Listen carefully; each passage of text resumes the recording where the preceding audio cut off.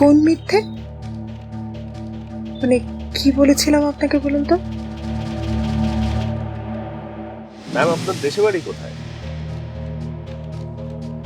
বাংলাদেশে আমার কেউ থাকে না, আমি জন্ম থেকে এখানে।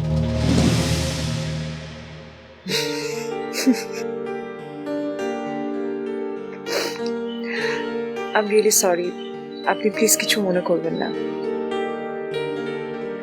আসলে সেদিন আপনি এত কথা বলছিলেন, আমি না খুব ডিস্টার্ব ফিল করছিলাম, তাই আপনার কথা এড়ানোর জন্যই মিথ্যে বলেছিলাম। আমি কিছু মনে করিনি, বাট আমি দেখেই কিন্তু বুঝেছিলাম আপনি বর্ন বাংলাদেশি। আমার উচিত এখন আপনাকে বাসার ভেতরে ইনভাইট করা, অ্যাটলিস্ট এক কাপ কফি অফার করা, কিন্তু আপনি তো জানেন আমার মেন্টাল স্টেট এতটাই খারাপ যে আপনাকে। না না, ইটস ওকে, আমি বুঝতে পারছি, কোনো অসুবিধা নেই। আমি আসলে কিছুক্ষণ একটু নিজের সাথে থাকতে চাই, একা থাকতে চাই। প্লিজ কৌশিক, আমার আম্মার জন্য দোয়া করবেন। আমি যেন দেশে গিয়ে আমার আম্মাকে দেখতে পাই, সুস্থ অবস্থায় পাই। আপনাকে আপনার বাসার মানুষ ফোনে পাচ্ছিল না, পরে কথা হয়েছে?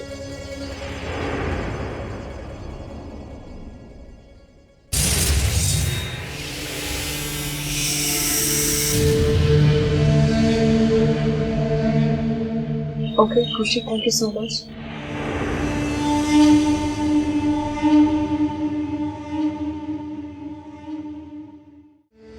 বাই।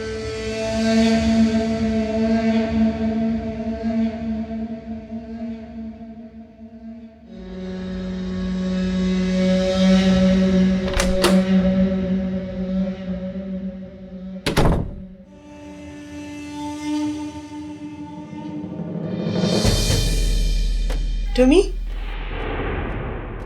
কোথায় গিয়েছিলে? আমার আমার আম্মা খুব অসুস্থ, আমাকে বাংলাদেশে যেতে হবে মাইকেল। আমার আম্মা। কোথায় গিয়েছিলে আগে সেটার উত্তর দাও।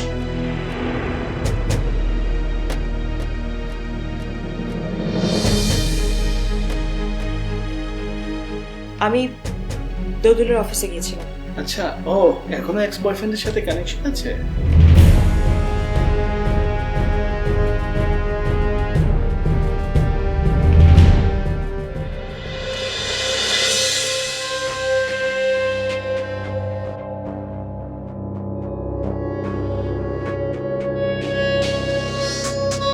আমি ওর অফিসে একটা কাজে গিয়েছিলাম মাইকেল, পার্সোনাল কোনো বিষয় না।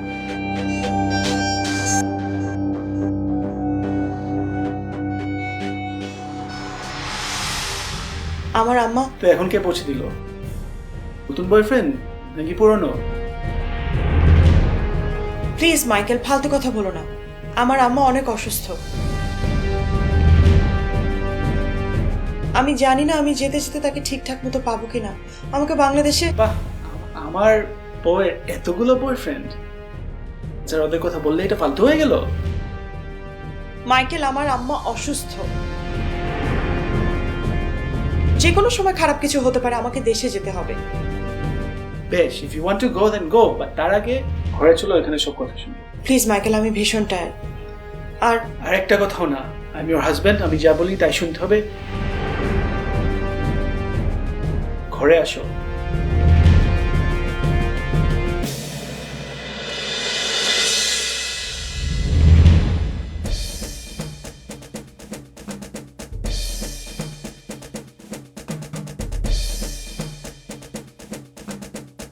মীরা,